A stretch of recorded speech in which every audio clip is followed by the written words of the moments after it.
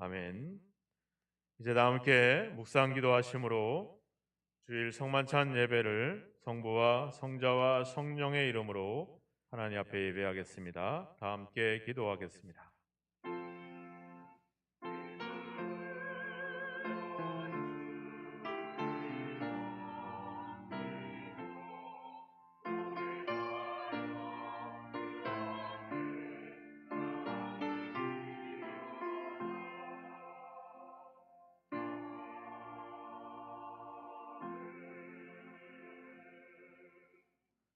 여호와여, 나의 영혼이 주를 우러러 보나이다.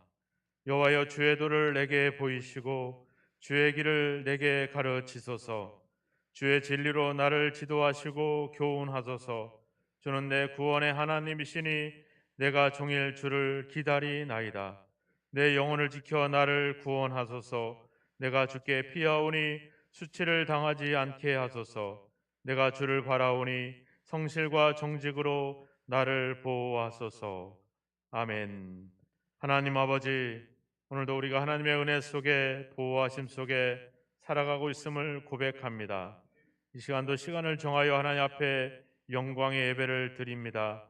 주님께서 홀로 영광을 받으시고 우리의 삶을 지켜주셔서 우리가 진리 가운데 살아갈 수 있도록 인도하옵소서. 모든 영광을 하나님께 올리오며 예수 그리스도의 이름으로 기원하옵나이다. 아멘.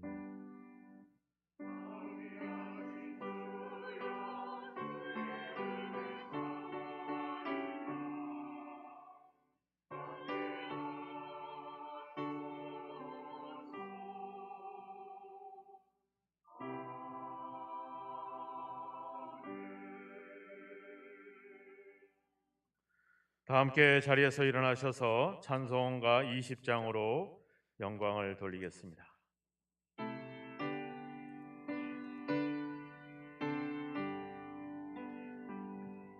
큰 영광 중에 계신 주 나 찬송합니다.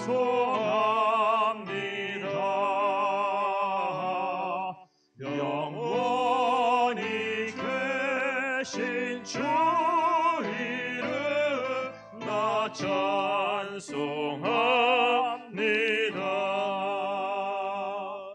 한없이 크신 능력을 나 찬송합니다.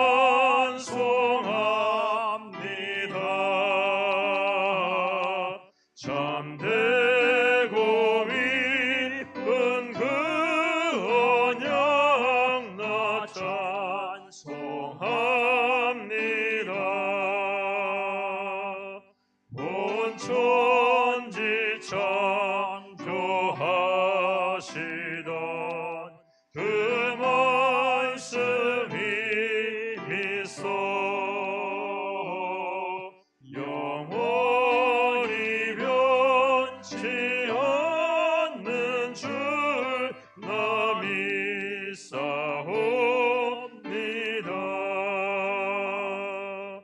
그 온유하신 주음성 날 불러주시고 그 품에 품어주시니 나 찬송합니다.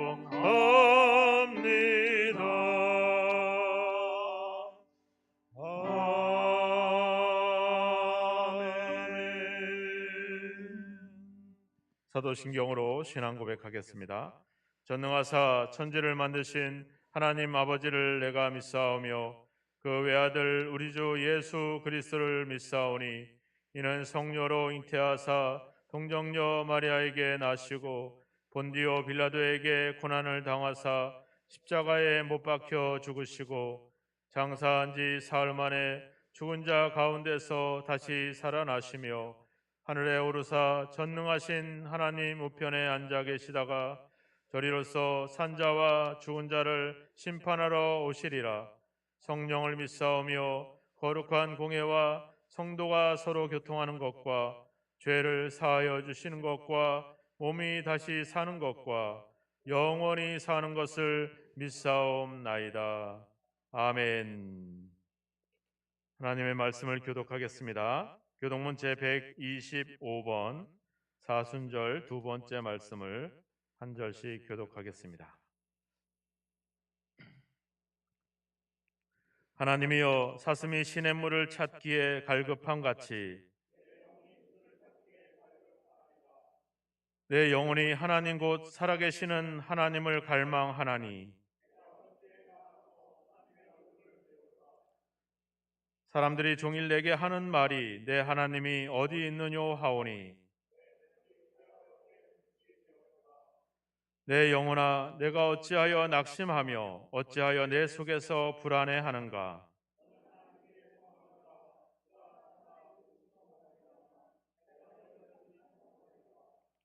낮에는 여호와께서 그의 인자하심을 베푸시고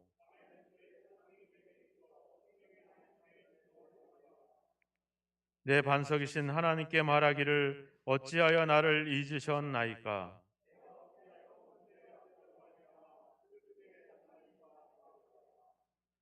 내 뼈를 찌르는 칼같이 내 대적이 나를 비방하여 늘 내게 말하기를, 내 영혼아, 내가 어찌하여 낙심하며 어찌하여 내 속에서 불안해하는가.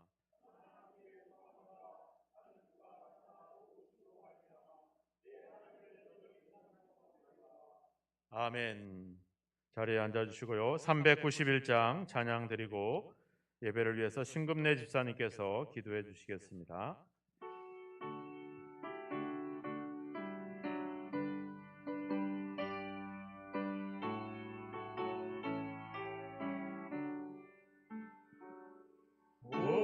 놀라운 구세주 예수 내 주 참 능력의 주시로다. 큰 바위 및 안전한 그곳으로 내 영혼을 숨기시네. 메마른 땅을 종일 걸어가도 나 피곤치 아니하며 저 위험한 곳 내가 이를 때면 큰 바위에 숨기시고 주 손으로 덮으시네. 오 놀라운 구세주 예수 내 주 내 모든 짐 벗기시네. 죄악에서 날 끌어 올리시며 또 나에게 힘 주시네. 메마른 땅을 종일 걸어가도 나 피곤치 아니하며 저 위험한 곳 내가 이를 때면 큰 바위에 숨기시고 주 손으로 덮으시네. 증량 못할 은혜로 채우시며 늘 성령에 감아주사 큰 기쁨 중 주님을 찬양토록 내 믿음을 도우시네. 메마른 땅을 종일 걸어가도 나 피곤치 아니하며 저 위험한 곳 내가 이를 때면 큰 바위에 숨기시고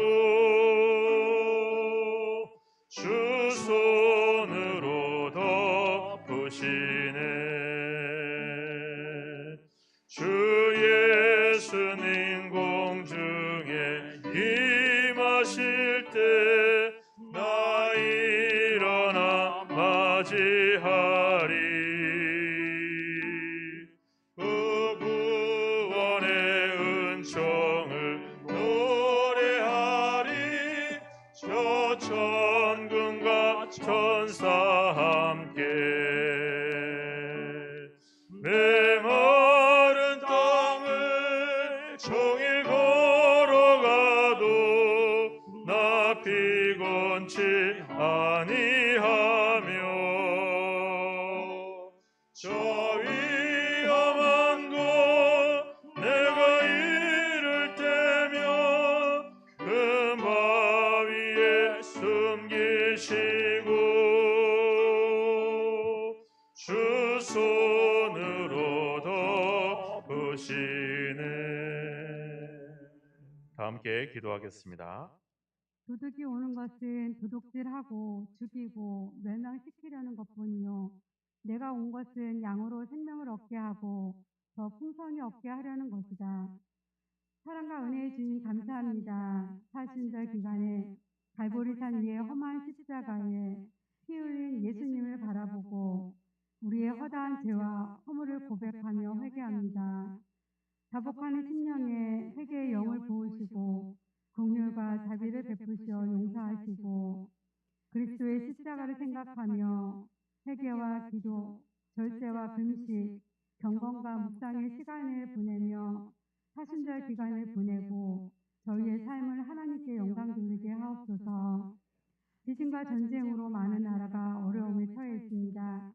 이 땅의 모든 나라가 하나님 앞에 위로를 받고 재난을 극복하게 하시고 평강이 넘쳐나게 하옵소서. 오늘도 귀한 말씀 허락하여 주시고 들을 귀를 열어주시고 주신 말씀이 다른 사람에게 하는 것이 아니라 나에게 주신 말씀을 깨달으며 저마다 마음밭에 귀한 말씀을 심길 수 있는 성도님들 되게 하여 주시옵소서. 간절한 마음으로 주님을 만나길 원합니다.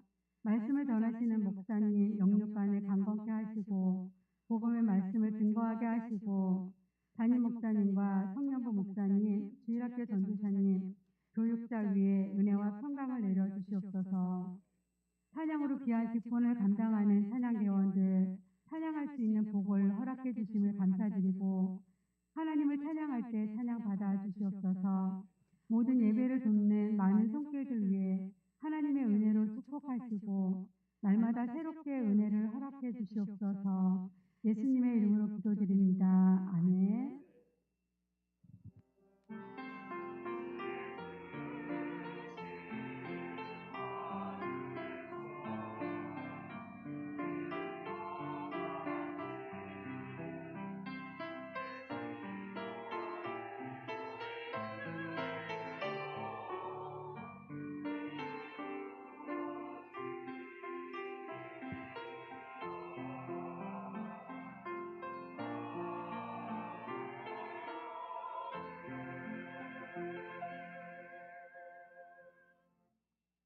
네, 귀한 연주 감사합니다. 하나님의 말씀을 보겠습니다. 히브리서 12장 5절에서 13절 말씀을 보겠습니다. 히브리서 12장 5절에서 13절입니다. 또 아들들에게 권하는 것 같이 너희에게 권면하신 말씀도 잊었도다. 일러스되 내 아들아 주의 징계하심을 경히 여기지 말며 그에게 꾸지람을 받을 때 낙심하지 말라. 주께서 그 사랑하시는 자를 징계하시고 그가 받아들이시는 아들마다 채찍질하심이라 하였으니 너희가 참음은 징계를 받기 위함이라. 하나님이 아들과 같이 너희를 대우하시나니 어찌 아버지가 징계하지 않는 아들이 있으리요. 징계는 다 받는 것이거늘 너희에게 없으면 사생자요 친아들이 아니니라. 또 우리 육신의 아버지가 우리를 징계하여도 공경하였거든 하물며 모든 영의 아버지께 더욱 복종하며 살려 하지 않겠느냐. 그들은 잠시 자기의 뜻대로 우리를 징계하였거니와 오직 하나님은 우리의 유익을 위하여 그의 거룩하심에 참여하게 하시느니라. 무릇 징계가 당시에는 즐거워 보이지 않고 슬퍼 보이나 후에 그로 말미암아 연단 받은 자들은 의와 평강의 열매를 맺느니라. 그러므로 피곤한 손과 연약한 무릎을 일으켜 세우고 너희 발을 위하여 곧은 길을 만들어 저는 다리로 하여금 어그러지지 않고 고침을 받게 하라. 아멘. 이 시간에 할렐루야 찬양대에서 영광의 왕 경배합니다. 찬양으로 영광을 돌리겠습니다.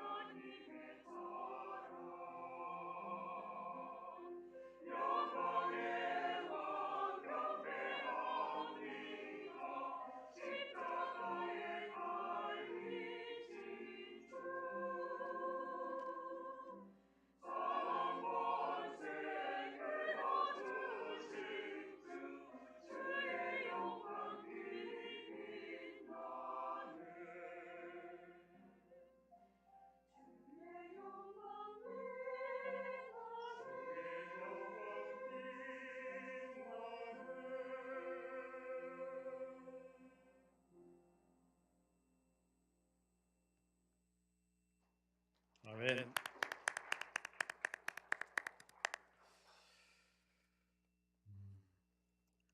우리 모두는 하나님의 자녀입니다. 우리가 우리 자녀들을 볼 때 무슨 특별히 뭐 대학을 간다거나 또 아니면 결혼을 한다거나 취업을 한다거나 이렇게 중요한 순간에만 우리 자녀들에게 관심을 갖진 않습니다. 그죠? 어떻게 보면 여러분들이 뭐 저도 그렇지만 우리 자녀들이 마지막 다할 때까지 또 어떻게 보면 우리의 생애가 다할 때까지 우리 자녀에 대한 관심과 그런 어떤 그런 희생은 멈추지 않을 것입니다.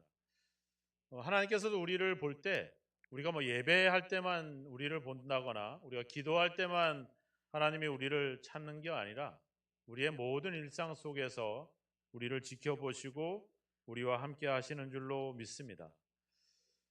하나님은 우리가 자녀로서 좀 더 계속 성장해 가기를 원합니다. 우리 자녀들이 마냥 어린아이처럼만 있기를 우리가 원하지 않죠. 그런 아이들을 보면 부모가 귀엽고 사랑스럽다고 말할 수 없죠. 답답하기도 하고 언제 처리될까라고 걱정을 하기도 합니다. 마냥 이제 나이가 들고 어른이 됐는데도 여전히 어린아이의 짓을 하고 있다면 부모는 할 수 없이 징계를 하게 될 수밖에 없게 되겠죠. 우리의 신앙도 동일합니다. 우리가 이제는 한 해 한 해 예수를 믿는 그 믿음의 연수가 더해 갈수록 우리의 신앙도 점점 성장하고 성숙해 가야 되는 것이 당연한 것이죠. 근데 여전히 우리가 어린아이의 행위를 하고 있다라고 한다면 하나님은 결국 특별히 징계라고 하는 방법을 통해서 우리를 훈련시킬 수밖에 없습니다. 그럼에도 불구하고 그 징계가 오늘 말씀에도 보니까 8절에 보니까 징계는 다 받는 것이거늘 너희에게 없으면 사생자요 친아들이 아니다. 우리가 징계받는 것이 오히려 우리가 하나님의 자녀라고 하는 사실을 입증해 주는 그런 증거이기도 한다고 하니까 참 이게 아이러니한 것 같습니다. 우리가 사랑하고 자녀라고 한다면 끊임없이 은혜를 베풀고 자비를 베푸는 것이 맞을 텐데 때론 징계를 내리는 것이 그것이 또한 우리가 하나님의 자녀이고 또 그것을 통해서 우리가 하나님의 뜻을 알게 된다라고 하는 것이 참으로 어떻게 보면은 바람직한 것은 같진 않습니다. 오히려 우리가 하나님의 말씀을 잘 순종하고 그 말씀대로 우리가 그 말씀을 잘 지켜가면서 우리 믿음이 점점 성숙해 간다면 그보다 더 좋은 신앙의 모습은 없을 겁니다. 근데 징계나 이런 특별한 어떤 사건들을 통해서 우리가 하나님의 사랑과 말씀을 깨닫게 된다라고 하는 것은 이건 참으로 바람직한 방향은 아닌 것 같습니다. 여러분들도 징계가 아니라 그저 하나님의 말씀을 늘 순종하시고 그 말씀대로 행하셔서 올바른 저는 자녀의 모습으로 계속 성장해 가기를 주님의 이름으로 축원합니다. 하나님의 징계, 우리가 파이데이아라고 하는 말을 쓰고 있는데 이 말은 훈계라고 하는 말로 번역을 할 수 있습니다.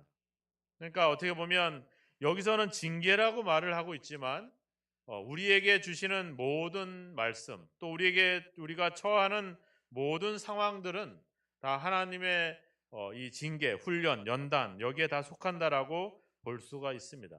그래서 우리가 지난주에 이 동일한 말씀을 보면서 우리가 한 가지를 기억해 달라고 했죠. 바로 우리에게 일어나는 모든 일들이 다 의미가 있다. 왜? 하나님의 손길로 인해서 이루어지는 일들이기 때문에 우리에게 일어나는 모든 일들은 하나님의 연단이며 교육이며 훈련이며 징계라는 사실을 지난주에 우리가 잠깐 이야기를 했습니다. 그래서 우리가 행하는 모든 일들, 우리에게 일어나는 모든 일들을 우리는 하찮게 여겨서는 안 됩니다. 왜? 하나님께서 우리를 거룩하게 하기 위해서 하나님을 닮게 하기 위해서 만드는 과정들이기 때문에 우리에게 일어나는 모든 일들은 너무나도 소중한 일들이고 그래서 우리는 그런 일들을 신중하게 대하는 것이 중요합니다. 오늘부터 여러분들에게 일어나는 모든 일상의 일들을 좀 더 소중하게 여기시고 그 하나님의 훈련과 교육과 연단의 과정임을 기억하시고 모든 일상을 믿음으로 잘 감당하기를 주님의 이름으로 축원합니다. 오늘 말씀을 보니까 우리가 하나님의 그런 연단과 징계를 받는데 유익이 되지 않은 경우들이 있습니다. 5절에 보니까 5절 중간에 보니까 이렇게 말합니다. 내 아들아 주의 징계하심을 경히 여기지 말라. 자, 오늘 징계라는 말을 계속하고 있지만 여러분들은 징계로 듣지 마시고 나에게 일어나는 모든 일상으로 그렇게 받아들이시길 바랍니다. 우리에게 일어나는 모든 일상을 어떻게 여기지 마라? 경히 여기지 말아라. 가볍게 여기지 말아라고 하는 거죠. 오늘날 우리가 튀르키예라든지 시리아에서 지진이 일어나면서 벌써 지난주에 이어서 벌써 5만 명 이상이 죽음에 이르게 됩니다. 벌써 한 40만 채 이상 집이 붕괴가 됐고 이제 피해를 입어서 거처를 없이 지내는 그런 분들이 벌써 100만 명이 넘어섭니다. 터키라고 하는 지역은 이미 지진 때로 유명한 지역이죠. 저도 예전에 99년도에 터키를 잠깐 여행을 하고 왔을 때 그 다음 주에 대지진이 일어나서 그때도 한 12,000명이 죽었던 그런 사건들을 경험하기도 했는데 늘 지진이 있었던 지역입니다. 그렇다고 한다면 집을 짓더라도 견고하게 져야 될 것이고 너무 높이 짓지 말아야 되겠죠. 그런데 이번에 우리가 봤다시피 지진을 통해서 그들이 얼마나 불법을 행했고 불법적인 건축을 해왔는지를 우리가 여실히 봤죠. 어느 지역은 그 시장님이 불법 건축을 절대 용납하지 않는 바람에 희생자가 하나도 생기지 않고 건물이 무너지지 않는 그런 지역도 있는 것을 우리가 보면서, 야, 우리가 이렇게 그동안에 뭐 이번만의 지진이 아니었죠. 끊임없이 그 뭐 시리아나 파키스탄이나 뭐 이 터키나 이런 지역은 지진이 빈번하게 일어난 지역이기 때문에 그런 것에 대한 대비를 해야 되겠습니다. 그들 또한은 지진을 대비하기 위해서 지진세라고 하는 세금도 걷었다고 했으니까 더 준비를 잘해야 되겠죠. 그러니까 이런 것들이 우리에게는 중요한 하나의 거울이 돼서 우리도 이제 그런 자연재해로부터 그것을 예방하기 위해서 미리 여러 가지 준비를 해야 되겠구나. 이런 뭔가를 깨닫는 과정들이 중요하죠. 근데 우리는 점점 그런 불감증들이 생겨난다라고 하는 겁니다. 세월호라든지 아니면 이태원 참사라든지 이런 일들이 일어난 지가 불과 얼마 되지 않습니다. 근데 오늘날 우리는 과연 그런 안전에 대한 생각들을 갖고 있을까? 우리에게 주변에 일어나고 있는 일들을 우리는 그저 그들에게 일어난 일들로 치부해 버리거나 아니면 뭐 그냥 늘 일상으로 일어나는 일들인 양 가볍게 여기는 경우들이 많다라고 하는 겁니다. 우리에게도 어떤 건강이나 질병의 문제가 생겼을 때 우리는 고민을 해야죠. 내가 내 삶을 어떻게 내가 관리해 왔길래 내가 이렇게 병이 걸렸을까? 내가 뭐를 잘못 먹었길래 이런 문제가 생겼을까? 생각하면서 이제 다시는 그런 어떤 삶의 습관들을 버리고 올바른 식생활들을 해야 되겠구나, 운동을 해야 되겠구나, 이런 것들이 우리에게 깨달아져야 되는데 우리는 자꾸 그거를 가볍게 여긴다는 거죠. 무시해 버린다라고 하는 겁니다.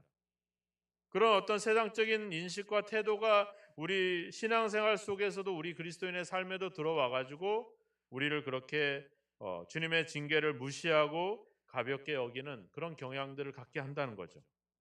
또 5절 뒤에 보니까 그에게 꾸지람을 받을 때 낙심하지 말라. 네. 하나님의 이런 징계로 인해서 낙심하는 태도들이 생겨난다는 거죠. 포기하거나 원망하거나 불평하는 일. 우리가 이스라엘 백성들이 광야에서 먹을 거 없고 마실 거 없을 때마다 어떻게 했어요? 늘 불평을 했잖아요. 낙심을 하고. 그리고 억울하다 생각했죠. 왜 우리가 이 광야에 와서 죽어야 되느냐? 억울하다 생각하는 거죠. 우리 어린아이들을 훈계할 때 우리 아이들이 뭐 잘 받아들여요? 안 그러잖아요. 그죠? 왜 나만 괴롭히냐고. 왜 나만 부당하게 취급을 하냐고. 너무 가혹하다. 왜 나만 미워하냐 하면서 우리 아이들은 그렇게 행동을 합니다. 그러니까 하나님의 징계를 받고 우리의 일상 속에서 삶의 문제가 생길 때 그런 태도들이 우리에게 생겨난다는 거죠. 다윗도 그런 경우가 있었습니다. 시편 55편에 가보면 다윗의 가까운 친구였던 요압이라고 하는 친구가 다윗을 배반합니다. 다윗의 아들이 압살롬이 자기를 반역할 때도 그 아들을 살려달라고 했는데 요압이 가가지고 죽여버려요. 또 다윗의 가까운 신하들이 다윗을 배반하고 멀리할 때마다 가가지고 죽입니다. 다윗은 그들이 아무리 자기를 반역했어도 가까운 친구로 아들로 그렇게 소중하게 생각했는데 이 친구가 그런 일들을 벌이면서 오히려 다윗이 곤란해지는 거예요. 그럴 때마다 다윗이 고백을 해요. 내가 두려움과 떨림이 내게 이르고 공포가 나를 덮었습니다. 그러면서 만일 내게 비둘기같이 날개가 있다면 내가 날아서 편히 쉬겠습니다. 무슨 얘기예요? 이런 고난과 이런 어려움들, 이런 삶의 문제들을 쉽게 포기해버리고 싶다는 거죠. 빨리 벗어나고 싶다. 이것이 우리가 이 징계를 통해서 징계에 대한 잘못된 태도가 바로 그런 것이죠. 우리가 질병에 걸리고 삶의 문제가 생기면 어때요? 빨리 벗어나려고 하죠. 그래서 막 아둥바둥 하나님께 울부짖습니다. 막 억울하다고 호소를 하고 빨리 문제를 해결해달라고 하고 빨리 여기서 벗어나서 나로 하여금 형통하게 건강하게 행복하게 지내게 해달라고 우리는 발버둥 치죠. 근데 왜 그런 문제가 생겼고 왜 하나님은 이 징계를 통해서 나의 삶의 문제를 통해서 무슨 메시지를 주고 있는지는 고민하지 않습니다. 빨리 벗어나고 싶어 하죠. 이런 태도가 우리에게 이것이 유익하지 않다는 거예요. 15절에도 가보면 쓴뿌리가 나서 괴롭게 한다 이런 표현이 나옵니다. 이 쓴뿌리라고 하는 표현은 하나님을 버리고 다른 신을 섬기는 그런 표현을 쓸 때 쓰는 표현들이죠. 즉 나에게 문제가 생기고 어려움이 생기면 하나님의 뜻이 무엇일까 고민해야 될 텐데 하나님은 나를 미워하나 봐. 하나님은 나만 싫어하나 봐 하면서 하나님을 버리는 거죠.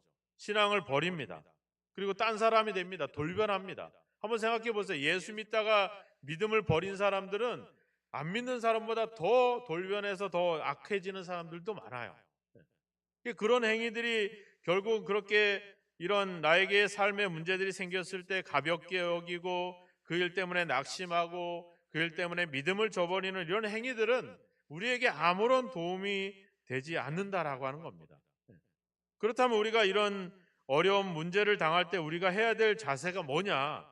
5절에 보니까 이렇게 얘기하죠. 또 아들들에게 권하는 것 같이 너희에게 권면하신 말씀도 잊었도다. 이렇게 나옵니다. 여기 보면 아들에게 권하는 것 같이 이렇게 표현하고 있죠. 그죠? 네.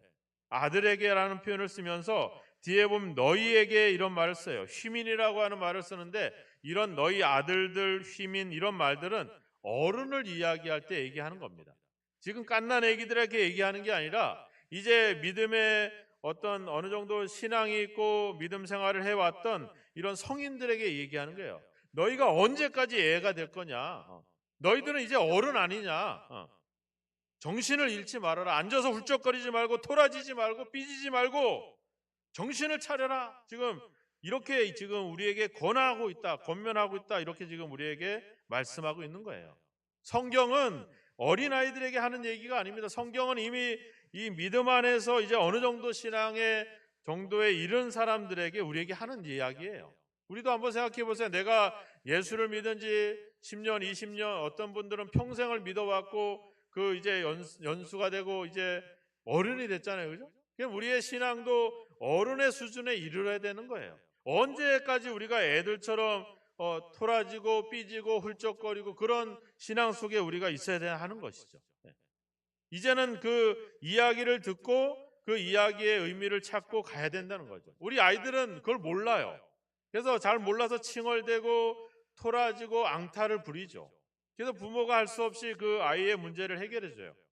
근데 이제 커서는 그러지 않잖아요. 그죠? 아이 때는 말 안 들으면 가끔 때리기도 해요. 근데 이제 다 큰 아들을 여러분들이 징계를 하고 야단을 칠 때 어떻게 합니까? 타의를 줘, 그죠? 설득을 시키고 이야기를 합니다. 그러면 우리가 성장하고 어느 정도 어른이 됐다라고 한다면 부모님이 하시는 이야기를 들을 필요가 있겠죠.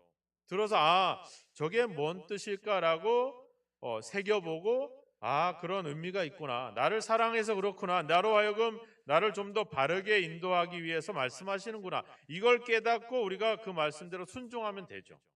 근데 여전히 우리가 그거 싫다고 왜 나만 미워하냐고 부당하다고 나에게 너무 가혹하다고 이렇게 우리가 이야기하면서 여전히 어린아이의 습성을 가지고 있다면 그건 안타까운 일이죠. 오늘 이야기합니다. 너희에게 권면하신 말씀을 잊었도다.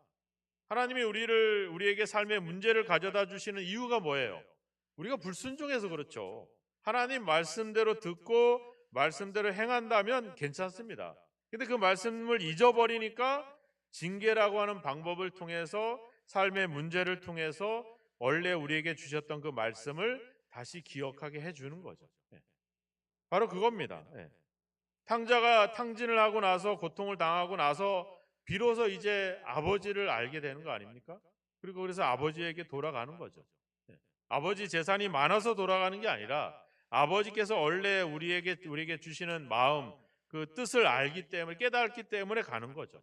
그러니까 이 징계라고 하는 것을 결국 우리로 하여금 원래 하나님이 우리에게 주셨던 말씀으로 다시 돌아가게 하는 그런 중요한 역할들을 하는 겁니다. 그래서 우리가 어떤 삶의 문제를 당할 때 우리는 그거를 감상적으로 받아들여서는 안 됩니다. 아주 냉철하게 하나님의 말씀을 가지고 나의 삶의 문제를 해석해야 돼요. 우리가 어떤 문제가 생기면 어때요? 왜 나에게 이런 문제가 생겼을까? 내가 하나님의 말씀에 불순종한 것은 무엇일까? 좀 더 이렇게 논리적으로 우리가 우리 삶의 문제를 점검해야 됩니다. 근데 우리 그러지 않잖아요. 기분이 나빠요. 슬퍼요. 괴로워요. 하나님 왜 나를 미워하세요? 하나님 왜 이건 내가 이렇게 믿음으로 행하고 열심히 했는데 왜 나한테 이렇게 부당하게 하십니까? 우리는 그 하나님을 향해서 우리의 문제를 향해서 감성적으로 문제를 대하는 태도들이 생겨나죠. 여기서 아까도 얘기했잖아요. 경히 여기고 낙심하고 이런 마음들이 어때요? 다 감성적인 마음들이죠. 예. 하나님의 뜻을 생각해보고 이스라엘 백성들이 광야에서 그런 문제를 당했을 때 그들이 냉철하게 하나님의 약속과 말씀을 기억했다면 이것이 하나님의 훈련의 과정이고 연단의 과정이구나라고 받아들였다면 그들은 극복해 갈 수 있을 텐데 그거를 감정적으로 대했다라고 하는 겁니다. 우리를 미워해서 애굽에 장례할 데가 없어서 이 광야에서 우리를 장례를 치르려고 외장터가 없어서 여기를 매장하려고 우리를 여기로 이끌었구나. 쓸데없는 그런 상상들을 하죠. 우리가 문제를 당할 때 한번 여러분들 생각해 보세요. 우리는 드라마를 쓰죠. 내가 옛날에 이렇게 했었으면 이랬을 텐데. 내가 좀 더 이렇게 했었으면 이 문제를 내가 당하지 않았을 텐데. 우리는 상상을 합니다. 이 문제를 냉철하게 말씀으로 우리가 그걸 분석해 보려고 하지 않고 상상을 하게 되죠. 우리에게 하나님께서 징계하시는 이유는 우리가 잊어버렸던 그 말씀을 다시 기억하게 하기 위함이라는 사실을 우리는 반드시 기억을 해야 됩니다. 그래서 11절에 무릇 징계가 당시에는 즐거워 보이지 않고 슬퍼 보이나 후에 그로 말미암아 연단 받은 자들은 이렇게 나오죠. 그러니까 우리는 연단을 받아야 돼요. 이 연단이라는 말은 훈련이라는 말이거든요. 우리가 그 체육관을 말할 때 그 김나지움이라는 말을 쓰는데 그 이 연단이라는 말이 김나조에서 나오는 말이 체육관이라는 말이 나오거든요. 그러니까 우리는 연단을 받아야 된다는 훈련을 받아야 된다는 겁니다. 우리 훈련을 앞에 1절에서도 그랬잖아요. 그죠? 무거운 것과 얽매이기 쉬운 죄를 벗어버리고 인내로서 우리 앞에 당한 경주를 해라. 우리는 이 믿음의 훈련들을 해야 된다라고 하는 거예요. 자, 훈련을 할 때 우리가 혼자 하지 않습니다. 그죠? 우리를 훈련시켜주는 코치가 있어요. 또 헬스장이라는 데 가보면 트레이너가 있어요. 그죠? 그런 사람들이 우리를 훈련을 시킵니다. 그래서 우리는 우리의 방법과 우리의 생각으로 훈련하는 것이 아니라 우리를 코치해 주시는 분들의 이야기를 잘 듣고 그 지시를 따라 행하면 돼요. 그런 분들이 우리에게 잘못된 자세라든지 잘못된 태도를 우리를 고쳐주게 되죠. 근데 생각해 보세요. 코치나 그 트레이너가 훈련하지 않습니다. 훈련은 누가 하는 거예요? 우리가 하는 겁니다. 그거 쳐다보고 저분 진짜 잘한다. 제 자세는 저렇게 해야 되고 저런 태도로 해야 돼. 바라보는 것으로 훈련되지 않습니다. 훈련은 내가 해야 돼요. 그런데 내가 제대로 훈련받을 수 있도록 내 옆에서 코치를 해주시는 거죠. 하나님이 바로 우리의 여러 가지 일상의 삶의 어떤 상황들을 통해서 우리를 훈련해 가시는 겁니다. 그 훈련의 기준이 바로 하나님의 말씀이 되는 거죠. 그 말씀을 가지고 하나님이 우리를 훈련시켜요. 그럼 우리는 그 하나님이 지시하고 가르쳐 주는 대로 우리는 순종하며 가면 되는 거죠. 이걸 안 가면 어떻게 되는 거예요? 벌을 내리잖아요. 그죠? 더 고된 훈련을 시키거나 아니면 뭐 얼차례를 준다거나 막 이래가지고 우리로 하여금 정신을 바짝 차리도록 만드는 거죠. 그렇지만 결국 훈련을 해 나가는 것은 우리 자신이라고 하는 겁니다. 시편 119편 67절에 말씀이 있습니다. 주보에도 있죠. 한번 같이 읽어보겠습니다. 고난 당하기 전에는 내가 그릇 행하였더니 이제는 주의 말씀을 지키리이다. 고난 당하는 것이 내게 유익이라 이로 말미암아 주의 율례들을 배우게 되었나이다. 고난을 통해서 뭐를 알게 됐다는 거예요? 주님의 말씀을 알게 됐다는 거죠. 바로 그겁니다. 왜? 새로운 말씀을 알게 된 게 아니에요. 새로운 걸 깨닫게 된 게 아니라 원래 하나님이 우리에게 하신 말씀이었어요. 우리가 그거를 듣지 않고 순종하지 않아서 벗어났기 때문에 징계라고 하는 방법을 통해서 다시 우리를 말씀으로 돌아오게 만드는 거죠. 그럼 우리가 처음부터 하나님 말씀을 잘 순종하고 말씀대로 살아간다면 문제가 될 게 없죠. 여러분들도 우리 자녀들이 부모가 하는 말을 잘 듣고 잘 순종하고 따라오면 그런 야단을 칩니까? 잔소리를 합니까? 안 하죠. 안 들으니까 또 잔소리를 해가지고 원래 했던 이야기를 지켜가도록 이렇게 이야기를 하는 것이죠. 우리가 운동을 할 때 코치나 트레이너가 처음 운동을 시작할 때 뭐를 시킵니까? 스트레칭을 시키죠. 그죠? 오늘 여기 12절에도 나오죠. 피곤한 손과 연약한 무릎을 일으켜 세워라. 신앙의 스트레칭을 해야 된다라고 하는 겁니다. 지시하는 이야기에 내가 순종하겠다라고 하는 생각을 가지고 이제 준비를 하는 과정들이 우리에게 필요하죠. 그 준비가 바로 뭐예요? 우리가 인정하는 겁니다. 우리가 잘못된 길을 가고 있었다라고 고백을 하는 거죠. 내가 하나님의 말씀을 잊고 내 생각대로 했다라고 하나님께 인정하고 고백하는 이런 과정들이 우리에게 필요하죠. 그래서 우리는 그 하나님께로 다시 돌아가야 됩니다. 11절에 얘기하잖아요. 당시에는 즐거워 보이지 않고 슬퍼 보인다. 훈련받은 일이 얼마나 슬퍼요. 얼마나 괴롭습니까? 힘듭니까? 그런데 우리가 그 연단을 통해서 어때요? 의와 평강의 열매를 맺느니라. 우리가 상을 받고 메달을 따고 이러면 그동안의 훈련과 이 과정들이 얼마나 우리에게 큰 은혜인 것을 알게 되죠. 그런데 원래부터 우리가 제대로 순종했으면 제대로 된 열매를 맺을 수 있기 때문에 징계라고 하는 방법은 필요가 없었습니다. 여러분들의 삶에 문제가 생겼을 때 한번 생각해 보셔야 됩니다. 내가 잘못된 길을 가고 있었구나. 내가 하나님의 말씀을 잊고 있었구나. 그래서 하나님이 우리에게 권면하신 말씀을 다시 기억하게 해주시는 거구나. 내가 다시 그 말씀으로 돌아가서 내가 순종해야 되겠다. 이렇게 가야 되는 겁니다. 낙심하거나 불평하거나 포기하거나 가볍게 여기거나 그것 때문에 하나님을 부정하고 믿음을 저버리는 방향으로 가서는 안 된다라고 하는 것이죠. 그래서 2절에 얘기하자는 믿음의 주요 온전케 하신 예수를 바라봐라. 왜요? 십자가를 참으사 부끄러움을 개의치 아니하셨더니 하나님 보좌 우편에 앉으셨느니라. 예수님도 우리를 위한 징계를 받게 되잖아요. 우리를 위한 십자가의 죽음을 당하시게 되잖아요. 그걸 참고 인내할 때 그걸 통해서 하나님의 보좌의 우편에 앉는 그런 영광을 얻으십니다. 십자가 없이는 영광이 없습니다. 고난이 없이는 우리에게 구원이 없습니다. 이런 징계와 이런 연단을 통해서 우리를 더 성숙시켜 주시고 하나님의 자녀로서 거룩하게 만들고자 하는 하나님의 뜻을 여러분들이 잘 기억했으면 좋겠습니다.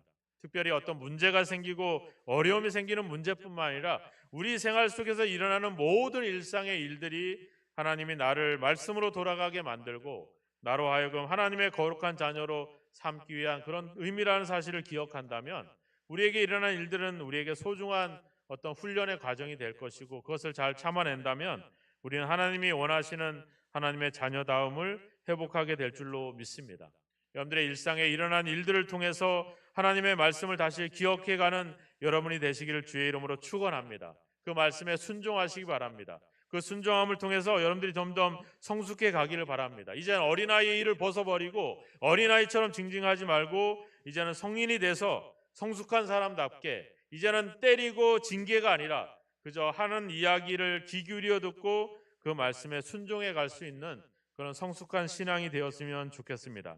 이제 하나님 말씀을 다시 한번 기억하시고 그 말씀으로 돌아가서 그 말씀에 순종하셔서 하나님이 여러분들에게 준비하신 그런 놀라운 은혜들을 체험하는 그런 복된 삶이 되기를 주님의 이름으로 축원합니다. 하나님이 하나님의 자녀로서 거룩하게 흠이 없게 만들고자 하는 이 과정들을 다시 한번 기억하시고 여러분들 일상에 일어나는 일들을 잘 믿음으로 잘 극복하시고 그 일상 속에서 하나님의 말씀을 발견하시고 말씀을 기억해서 그 말씀에 순종해서 마침내 하나님의 자녀다움을 회복해가는 또 하나님의 놀라운 그런 충만한 은혜들을 누리는 복된 삶이 계속되기를 주님의 이름으로 축원합니다. 같이 기도하겠습니다. 그동안 나의 삶과 나의 믿음이 여전히 어린아이의 모습으로 그 징계를 자초하는 그런 행위들을 하고 있지는 않았는지 한번 돌아보면서 이제 우리의 부족함을 말씀을 잊었던 우리의 모습을 인정하고 고백하며 하나님 이제 우리에게 일어난 일상을 통해서 하나님 말씀을 기억하고 그 말씀으로 다시 돌아가기를 원합니다. 순종하기를 원합니다. 고백하면서 하나님께 같이 기도하는 시간을 갖겠습니다. 기도하겠습니다.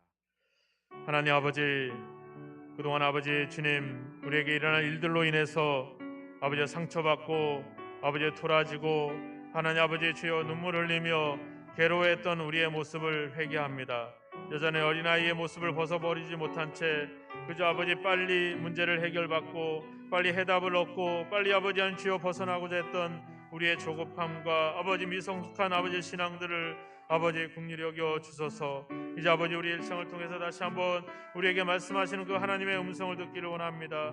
우리가 본래 놓쳤던 그 하나님의 말씀을 다시 기억하고 생각하고 그 말씀으로 돌아가기를 원합니다. 말씀에 아버지 온전히 순종할 수 있는 성숙한 믿음을 갖기를 원합니다. 하나님 아버지 주여, 다시 한번 우리에게 일어난 일들을 통해서 그 사실들을 다시 한번 깨닫게 하시고 우리를 끊임없이 하나님의 사랑하는 자녀로 우리를 세우시기 위한 하나님의 끊임없는 관심과 끊임없는 아버지 주여 아버지 배려와 아버지 그 은혜인 것을 기억하게 하여 주셔서 세상 속에서 하나님을 만나고 아버지 말씀을 기억하고 다시 한번 아버지 주여 아버지 온전히 순종의 길로 나아가는 저희들의 신앙이 되게 하여 주시옵소서. 징계와 연단을 통해서 회복해가는 자들이 아니라 말씀을 통해서 온전히 깨닫고 순종할 수 있는 아버지와 주된 자녀의 자녀를 아버지의 모습을 회복해갈 수 있도록 주여 우리를 도우시고 아버지 인도하소서. 우리의 이러한 모든 일들에 관심을 갖고 평하게 소중하게 여기시는 마음들을 갖게 하여 주옵소서. 믿습니다. 기도합니다. 하나님, 우리 주변의 일들을, 우리에게 일어난 일들을 소홀히 여겼음을 고백합니다. 아버지, 그 일상 생활 속에서 숨겨있는 하나님의 뜻과 하나님의 말씀들을 잊어버린 채 그저 조급하게 성급하게 또 아버지의 문제를 빨리 해결받고자 발버둥 쳤던 우리의 조급함을 회개합니다. 이제 아버지 안주여 우리에게는 모든 일상에 하나님의 안에서 의미가 있고 소중한 일상임을 다시 한번 기억하게 하시고 그 일상 속에서 하나님의 뜻을 발견하고 그 일상을 통해서 하나님 말씀으로 돌아가는 계기가 되도록 우리를 인도하시기를 간절히 원하고 소망합니다. 말씀에 순종하지 못하여 징계와 아버지 훈련과 연단을 통해 아버지 그 말씀으로 다시 돌이켜야만 됐던 우리의 연약함을 미성숙함을 고백합니다. 이제 아버지의 말씀을 듣고 그 말씀에 온전히 순종할 수 있는 성숙한 신앙을 갖기를 주여 원합니다. 아버지 징계와 연단과 훈련의 과정이 필요 없을 만큼 온전한 순종이 우리의 삶에서 일어나기를 원합니다. 우리로 하여금 다시 한번 말씀으로 돌아가 그 말씀에서 하나님의 뜻을 발견하고 그 뜻에 온전히 순종할 수 있는 저희들이 될 수 있도록 우리를 인도하여 주옵소서. 성령께서 우리를 도와주셔서 일상 속에 숨어있는 하나님의 뜻을 발견할 수 있게 하여 주시고 그때마다 하나님 말씀을 기억나도록 도와주셔서 말씀을 돌이켜 순종하며 문제를 해결받고 아버지 하나님의 자녀로 더 성숙해가는 저희 모두가 될 수 있도록 주님 아버지 인도하시고 주여 함께하여 주옵소서. 예수님의 이름으로 기도하옵나이다. 아멘. 찬송 344장 찬양 드리면서 하나님께 예물을 드리겠습니다.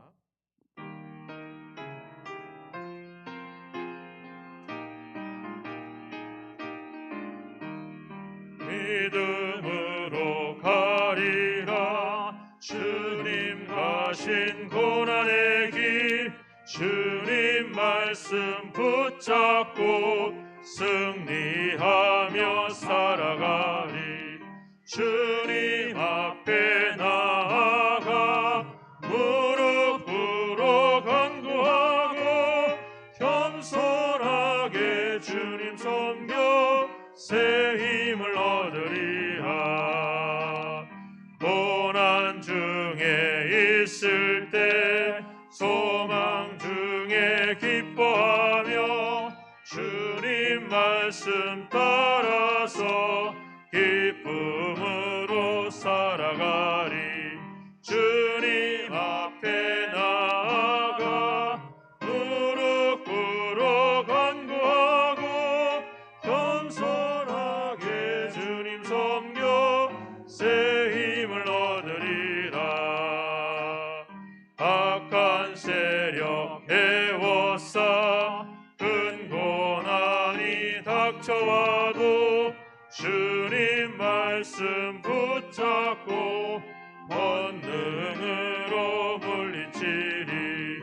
주님 앞에 나아가 무릎 꿇어 간구하고 겸손하게 주님 섬겨 새 힘을 얻으리라. 하나님 아버지, 이 시간에 하나님의 인도하심과 하나님의 자비하심과 하나님의 사랑하심을 기억하고 그 은혜에 감사하여 예물을 주님 앞에 드립니다. 하나님께서 아버지 예물 속에 담겨 있는 우리 성도들의 믿음의 고백을 받으시고 이제 아버지 하나님 저들의 삶을 통해서 하나님의 뜻이 하나님의 말씀이 성취되는 역사가 있도록 복을 내려 주시옵소서. 모든 것의 주인이신 하나님을 인정하며 아버지 예물을 구별하여 10의 1조를 드리오니 귀한 예물을 받으시고 하나님의 약속에 의지하여 드리는 예물인 만큼 예물을 드리는 손길들마다 하나님의 말씀의 약속이 임하여서 쌓을 것이 없도록 복이 부어지는 역사를 허락하시기를 간절히 원하고 소망합니다. 감사의 예물을 드립니다. 시련과 여러 가지 어려운 상황 속에서도 드려지는 귀한 감사의 고백을 받아주셔서 저들의 삶이 감사함으로 하나님의 뜻을 이룰 수 있는 복된 삶이 되도록 은혜 가운데 역사하여 주시옵소서. 선교를 위해서 다음 세대들을 위해서 드려지는 예물들을 받아주시고 또 매주 정한 예물을 드리는 아버지 그 정한 마음들을 받아주셔서 아버지 정함이 없는 재물에 소망을 두지 않고 오직 후히 주시고 누리게 하시는 하나님께 소망을 두며 고백하는 이 예물들을 주님 받아주시며 저희들이 하나님에 대한 소망으로 더욱더 가득 넘치게 하여 주셔서 하나님의 약속대로 아버지 복을 받는 역사를 더하시기를 간절히 원하고 소망합니다. 아버지 하나님 주여 또 신방을 감사하며 드려지는 귀한 예물들을 받으시고 올 한 해 가정마다 하나님의 평강과 은혜가 충만해지게 하시고 모든 아버지 속해 있는 아버지 가족들마다 하나님 말씀에 온전히 순종하여 복을 누리는 역사가 있도록 가정마다 하나님의 복을 더하시기를 간절히 원하고 소망합니다. 오늘도 주님 앞에 드려지는 우리의 시간과 아버지 믿음의 고백과 기도를 기억해 주시고 하나님의 약속대로 아버지 구하고 찾고 아버지 열리는 역사가 임할 수 있도록 복을 내려 주시옵소서. 내일은 또 이은영 집사님 출산을 앞두고 있습니다. 귀한 아버지 여종을 은혜의 장중에 붙잡아 주시고 담대함을 주셔서 새 생명을 아버지 하나님 주여 출산하는 일에 부족함이 없도록 힘을 더하시고 순산의 복을 더하시기를 간절히 원하고 소망합니다. 우리 성도들의 삶을 올 한 해 지켜주시고 이번 한 주간도 하나님의 말씀 속에 순종하여 하늘의 놀라운 복을 그 기업의 풍성함을 누리는 역사가 있도록 복의 복을 더하여 주옵소서. 예수 그리스도의 이름으로 축복하며 기도하옵나이다. 아멘.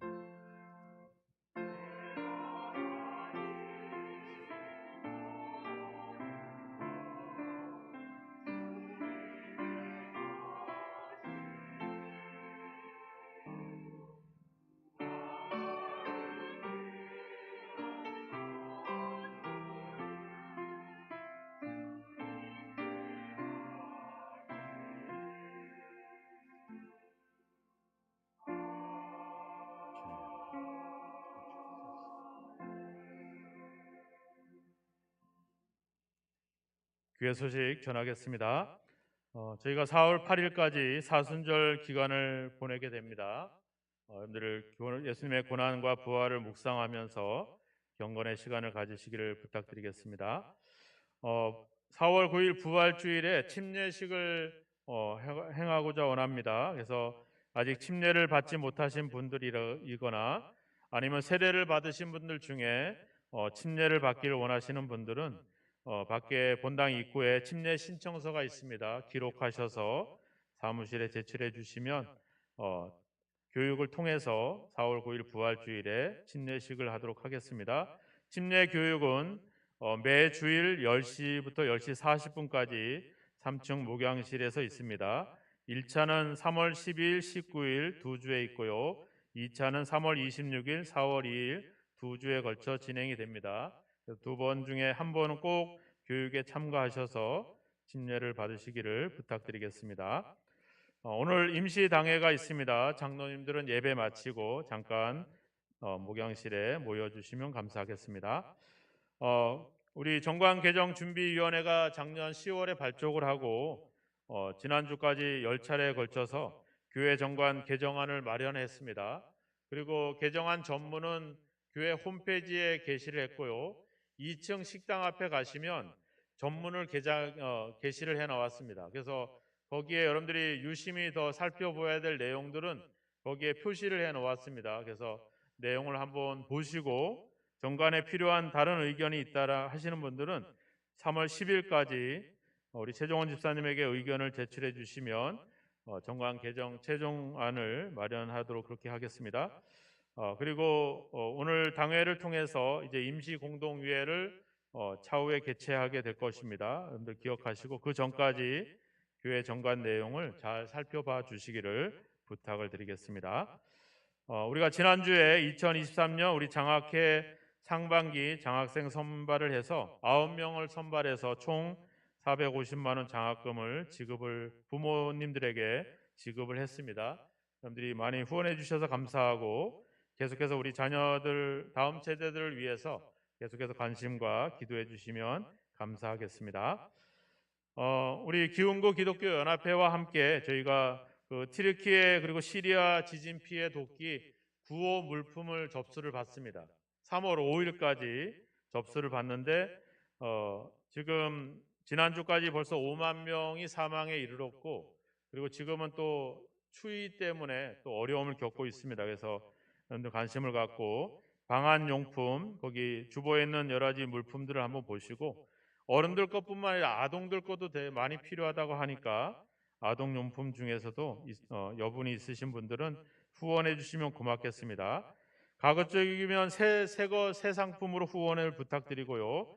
중고 물품인 경우에는 깨끗이 세척을 하셔서 이렇게 후원해 주시면 될 것 같습니다. 그래서 교회 1층 입구에 함을 마련해 놓겠습니다. 거기다가 넣어 주시고 해서 3월 5일까지 구호 물품을 접수를 받고 3월 9일 기흥구 연합회에서 같이 모아서 인천으로 배송을 하도록 그렇게 하겠습니다. 그래서 튀르키예 시리아 지역 지진 피해를 위해서 기도해 주시고 구호 물품 필요한 것들이 있으면 많이 후원해 주시면 감사하겠습니다. 네. 아까 잠깐 기도했는데 내일 우리 이은영 집사님이 출산을 이제 계획을 하고 있습니다. 그래서 여러분들 내일 기도하실 때 순산할 수 있도록 기도해 주시면 감사하겠습니다. 이제 다 함께 일어나셔서 359장 찬양 드리고 축도로서 예배를 마치겠습니다.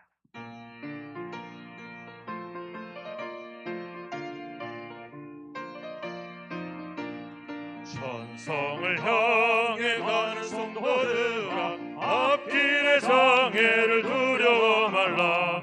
성령이 너를 인도하시리니 왜 지체를 하고 있느냐. 앞으로 전성을 향해 나가세. 전성문만 바라고 나가세. 모든 전사 너희를 영접하러 문 앞에 기다려 서 있네. 너 가는 길을 누가 비웃거든 확실한 증거를 보여주어라. 성령이 친히 감화하여 주사 그들도 참기를 찾으리. 앞으로 전성을 향해 나가세. 전성문만 바라고 나가세.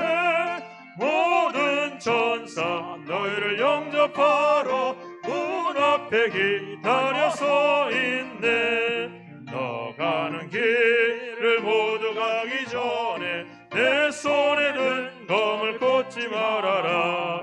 저마귀 흉계 모두 깨뜨리고 끝까지 잘 싸워 이겨라.